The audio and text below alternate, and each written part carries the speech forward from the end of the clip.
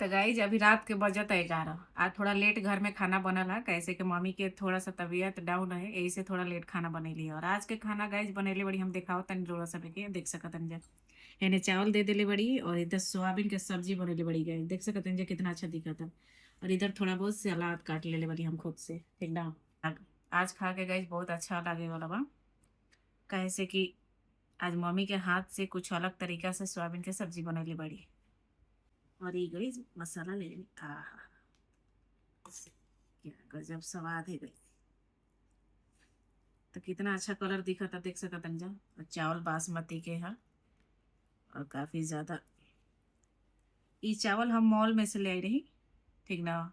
125 रुपये किलो चावल है, इन्हें मिलेला बासमती के। और गांव में तो गाइज कोई ना पूछेला, कैसे कि घर घर बासमती होला। और ये रहा गाइज। हम्म,